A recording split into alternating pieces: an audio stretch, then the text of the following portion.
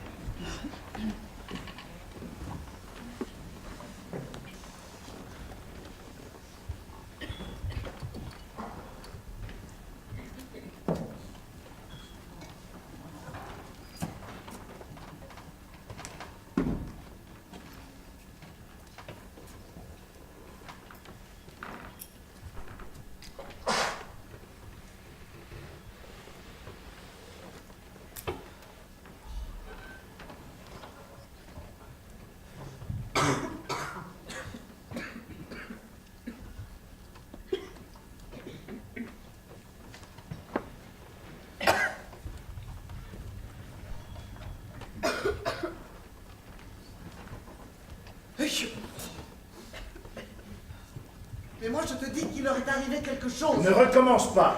C'est évident. Hier, Monsieur Franck nous a donné rendez-vous ici à 7 heures. Ils habitent à l'autre bout de la ville. Raison de plus pour qu'il soit tombé sur une patrouille. Alors qu'il est, on est certainement en train de les interroger. C'est évident. Ah, ben les voilà. Herman, les rues étaient très surveillées, nous avons dû faire un grand détour. Putain, Madame Madame. Anne! Ça va mon garçon?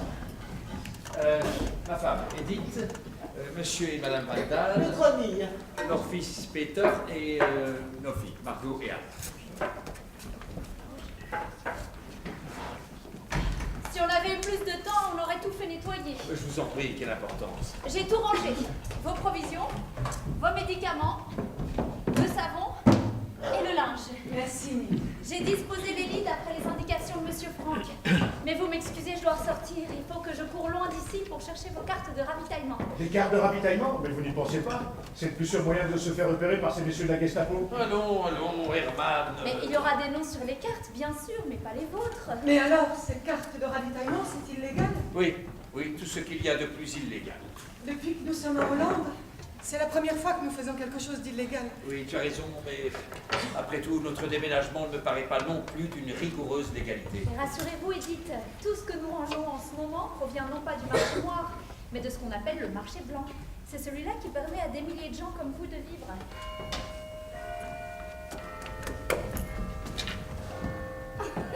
C'est la Westertour. Dans 5 quarts d'heure, la classe commence. Il est vraiment temps que je m'en aille. Pour bien faire, il faut que je sois au bureau avant tout le monde. Mais je reviendrai vous voir tous les jours. J'apporterai des provisions et les dernières nouvelles, et vous me ferez la liste de ce qu'il vous faut. Demain, Monsieur Kraler va poser un verrou à la porte du bas, et nous conviendrons d'un signal. Oui, vous leur donnerez les indications? Je leur expliquerai. Très bien. Eh bien, au revoir. Je reviens ce soir quand les ouvriers seront partis. À ce soir, oui. C'est tellement beau ce que vous faites. On ne sait comment vous remercier. C'est normal, quand on pense qu'un homme comme Monsieur Franck est obligé de se cacher. Quand on y pense tout de même. Qu'est-ce que tu dois nous expliquer pour le bruit? Si on commençait par se débarrasser.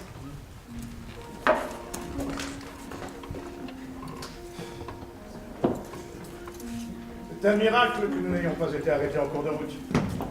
Avec le chat de Peter, miaulant dans son panier, Petroni dans son manteau de fourrure en plein mois de juillet. Un chat, c'est vrai? Vous avez amené un chat? Voyons, un peu de tenue. Maman, t'oublies que j'en ai encore 3 autres par-dessous.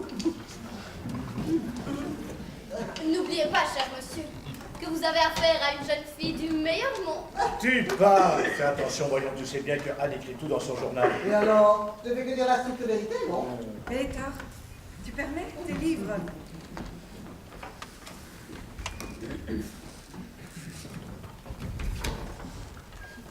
Mip doit être là, j'entends la radio. Tu n'as pas encore fini ta version? Je la finirai demain. Et naturellement, t'es content de toi. Écoute papa, je suis en âme, un cas désespéré, et c'est pas la peine de te fatiguer à me le dire, je le sais. Allons. On ne parle pas comme ça à son père. Et d'ailleurs, c'est pas ta faute s'il n'arrive pas à t'expliquer. Oh, cher Monsieur Franck, vous ne pourriez pas lui expliquer, vous? Ah, mais je ne voudrais pas aller contre l'autorité de son père. Quand je parle, c'est comme si je soufflais dans un violon. Allez-y, essayez si le cœur vous en dit. Moi, j'ai rien contre. Hein. Peter, verrais-tu d'une objection à ce que nous faisions un petit cours particulier? Oh, vous êtes un ange, monsieur Franck, un ange. Ah, si seulement je vous avais rencontré avant celui-là. Décidément, la vie est mal faite. Hein. Et n'oublie pas, Peter, que monsieur Franck est presque un savant. Peter, si on s'installait dans ta chambre. Mip n'est pas seul, j'entends la voix d'un homme. C'est pas une raison pour rester à quatre pattes, t'es plus une enfant.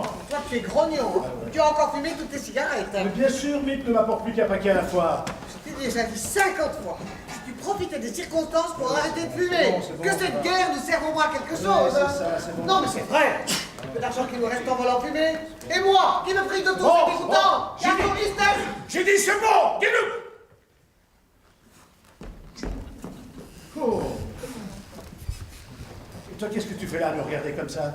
C'est la première fois que j'entends des grandes personnes se disputer. Je croyais qu'avec les enfants qui se disputaient. D'abord, c'est pas une dispute, c'est une discussion.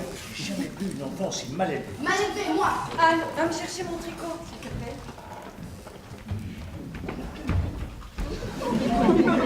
Il viendra, faudra pas lui demander d'idée de ramener un peu de laine. Et des épingles à cheveux et du savon. Je vais compléter la liste. N'oublie pas mon shampoing. Et ma brosse à dents. Cette pauvre Mip, elle nous doit plus savoir où donner de la tête. Mip par-ci, Mip par-là.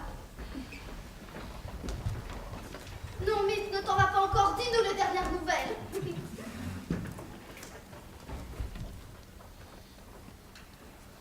Dis, Mip, tu veux bien emporter ma tête chez le coiffeur pour lui faire une permanente? Madame Vandal, elle vous a fait des confidences à vous? Non. À moi, oui. Ils s'appellent Dirk. Ils se marieront bientôt, mais elle a peur bleue que les nazis le prennent pour aller travailler en Allemagne. Et toi, t'es pas fatigué de parler tout le temps?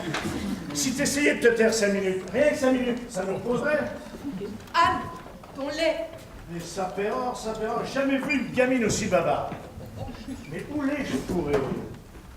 Et chaque soir, ça recommence. Un vrai moulin à parole. Diable, l'ai-je fourré? Mais qu'est-ce que tu cherches? Ma pipe! Mais à quoi bon? Tu n'as plus de tabac. Je pourrais au moins mordre dans un morceau de bois. Quelqu'un a-t-il vu ma pipe? Tout à l'heure, j'avais laissé sur l'étagère.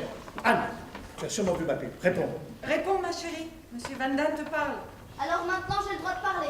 Oh. Tu peux me porter sur les nerfs, toi. C'est tout ce qu'il faudrait. Une bonne fessée à la mode d'autrefois. Ça te formerait le caractère. N'oubliez pas, cher monsieur, que vous avez affaire à une jeune fille du meilleur monde.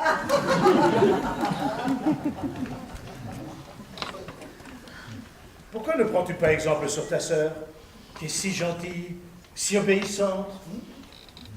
Pourquoi es-tu tout le temps en mouvement, en représentation? Si tu veux un jour trouver un mari, il va falloir changer de manière. Parce qu'un homme demande d'abord qu'on s'occupe de lui. Et qu'on l'écoute. Une femme doit savoir faire la cuisine, recoudre un bouton et laisser parler son mari. 3 choses que tu ne sauras jamais. Non, écoutons. Et voilà pour monsieur Van Damme. Un vrai cadeau. Un cadeau royal. Mais ouvrez donc. Oh, des cigarettes. Bon, faut pas exagérer, il y en a que 2. C'est papa qui a trouvé les grains de tabac dans la doublure de ses poches. C'est lui qui les a faites. Mais regardez-le, regardez-le.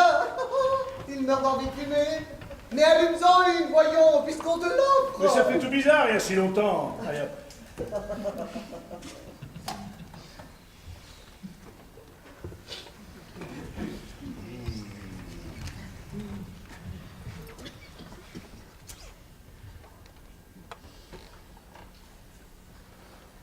Oh, merci. Vous allez bien? Si on veut, ça va. Alors, combien sommes-nous? Moi, j'ai goûté. Ah, on ne refuse pas une tranche d'espoir 44. Non, mais je vous assure, j'ai goûté. N'insistons pas puisqu'elle a goûté. Nous sommes 7. Mais non, 8. Nous sommes 8. Jamais plus, jamais moins. Toujours 8. Ne comptez pas Margot. Et pourquoi, s'il vous plaît? Oui, pourquoi? Parce que les sucreries, c'est mauvais quand on a de la fièvre. Bon, alors, pour éviter toute discussion, je propose que nous confions à Madame Franck le soin de couper le gâteau. Et pourquoi spécialement Madame Franck? Oui, ce gâteau est à tout le monde, n'est-ce pas, Mimi? Madame Franck partage mieux. Qu'est-ce que vous voulez insinuer, monsieur de Sol? Allez-vous prétendre, par exemple, que moi je ne fais pas toujours des parts égales? Oh, ma chérie, ne t'agite pas. J'exige une réponse, monsieur de Sol. Oui, vos parts sont toujours égales. Sauf une qui régulièrement est plus grosse que les autres. Laquelle? Mais la vôtre, monsieur, la vôtre! Vous êtes un sacré menteur! Alors, messieurs, je vous en prie. Nous n'allons tout de même pas nous disputer pour une tranche de gâteau, enfin, ça fait c'est ridicule. Madame,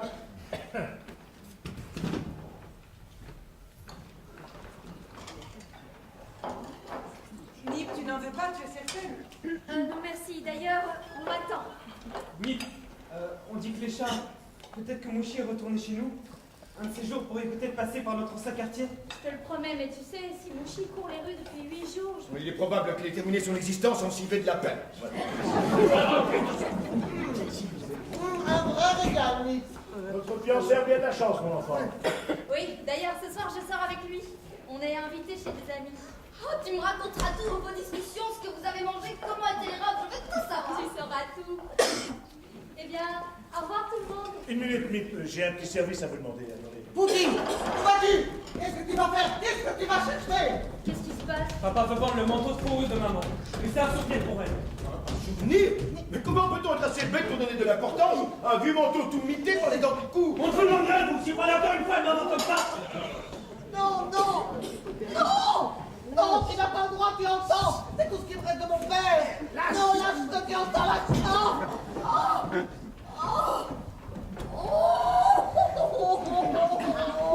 Ce n'est rien.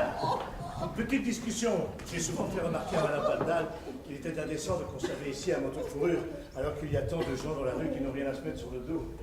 Voulez-vous, s'il vous plaît, vous charger de le vendre? Mais attention, ne vous laissez pas faire sur le prix. À ce propos, je voudrais des cigarettes. N'importe lesquelles. Mais vous savez qu'on n'en trouve plus nulle part.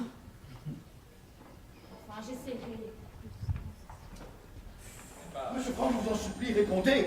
Non. Vous n'êtes pas obligé de répondre. Décrochez, écoutez. Si c'est Mip, elle parlera la première. Au nom de nous tous, je vous le demande. J'ai dit non. Je ne ferai rien qui puisse révéler notre présence dans ce bâtiment. Monsieur Franck a raison. Toi, on te demande rien. Il faut avoir le courage et la patience d'attendre. D'attendre de crever ici, oui. Je descends. Monsieur Dussel.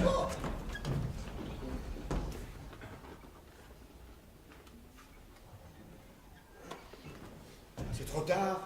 On peut plus, je viens folle! Je vais me tuer! Reste tranquille, toi. Couillon! Faut bien comprendre, tu seras en train de démarrer! À qui la faute qui nous sortent d'ici, hein?